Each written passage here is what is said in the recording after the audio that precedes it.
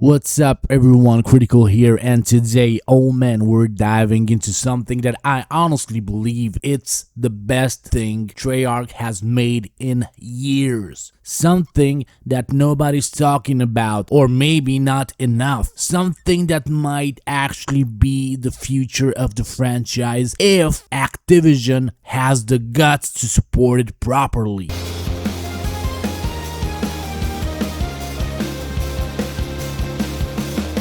I'm talking about the Endgame Mode in Call of Duty BO7. And listen, I know the community right now is filled with negativity, SBMM complaints, multiplayer burnout, COD is dead and all of that. But hiding in the shadows is a mode that's actually fun, actually fresh, and genuinely has the potential to be the next Warzone level success if they play their cards right. So sit back, relax, drop a like, and let's talk about the most underrated mode in BO7. So for everyone who hasn't finished their campaign yet, Endgame is a mode that unlocks after you complete the story. When you finish the campaign, basically the game says, well, you're not really done, let's do some more. You're dropped into Avalon, a massive open region split into multiple sectors, each one with increasing difficulty, enemy density, and boss encounters. Like, think Far Cry style outposts, Ghost Recon, open world action, Division like enemy scaling, mixed with some extraction mechanics, and of course sprinkled with that Black Ops zombies energy. It's literally COD mashed with 5 different genres, but done in a way that somehow works. Avalon is huge. Each sector feels different. It has forests crawling with rogue soldiers, urban districts full of scavengers and machines, like underground labs, infested houses. Like, it's awesome. What makes Avalon special is that everything you do actually kind of matters. I mean, you're just not running around doing meaningless quests or side quests, or each activity gives you XP give you cool upgrades, you find better gear.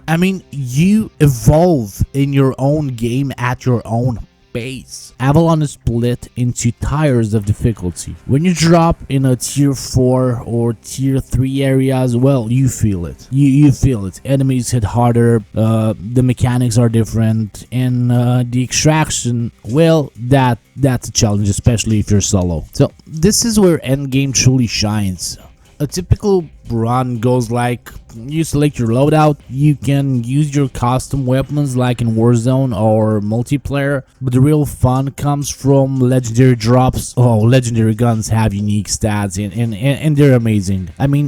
There's so much fun to be had with those. And then you drop into Avalon solo with friends, doesn't matter. The game doesn't punish you for playing alone. Even if you don't have any friends that play the game with you, you can match up with other random people. You complete missions and activities. There are a lot. Outpost captures, HVT assassination, rescue mission, zombie nests like intel recovery, sabotage assignments, dungeon like underground labs, random world events. It's basically a Far Cry plus DMZ plus zombies plus a little bit of Destiny. This is huge. Weapons and gear have rarity levels. You find workbenches scattered around Avalon where you can upgrade your gun's gear level and make your gun better. For extraction, you have a limited time to stay in Avalon, which means the whole loop feels tense ish.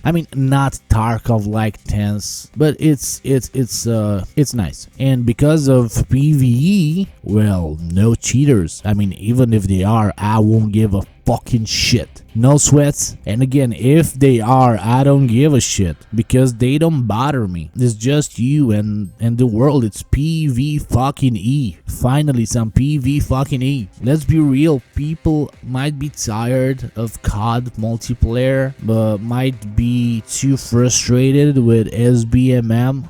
I don't really give a shit about SBMM, but that's another video. And DMZ died because it was not PvE, it was PvP, it was PvEVP, and their cheaters mattered, and sweats mattered, and we all know how the anti-cheat goes. Anyway, Endgame solves all these problems. It's PvE. Again, no cheaters. This alone makes the mod peaceful to play. You control the pace. It's accessible for all players. I mean, casuals, veterans, 9 to 5 dads, anyone. No sweaty meta, or even if it is, if you're having fun, you don't give a shit. It brings back fun. It's not stressful, not sweaty. I mean, this mode is literally it. The ultimate goal in this mode is to defeat the final boss, and you get some rewards for that depending on the character you play with. You get a skin for that character, and a pretty cool skin, I might add. I only finished it with Keegan, so I only got the Keegan skin, but I'm gonna try to beat the final boss with the other characters also. But here is where it gets interesting. I genuinely believe Endgame Mode could be the next best thing if Activision supports it correctly. Imagine a standalone, free PvE extraction shooter like Warzone, but PvE. No cheaters, no SBMM, no sweats. Who cares? Like, imagine seasonal events. Imagine cosmetics. You can put whatever the fuck they want in there. It doesn't matter. They can make the world they want, and it wouldn't matter. I mean, you can add Modern Warfare characters. You can add spin-offs where the Black Ops and Modern Warfare characters collide, or maybe bring back some old characters, maybe bring back some characters from Ghosts, maybe something switches in the space-time continuum and some characters from Call of Duty 1 come up. Imagine Captain Price from Call of Duty 1 meeting Captain Price from 2024. How that would be. Yeah, actually Modern Warfare 3 was in 2023, my bad. But you know what I'm saying. I mean, it could open a horizon for a lot of shit to happen, but they have to be creative. They have to think about it. They can make it better than Warzone, because again, it's PvE. I mean, at this point, there's two possible futures for the end game. One is it becomes forgotten, a nice extra mode in a 2025 game that was never updated. No season, no expansions, just a wasted idea that fades away after a couple of months.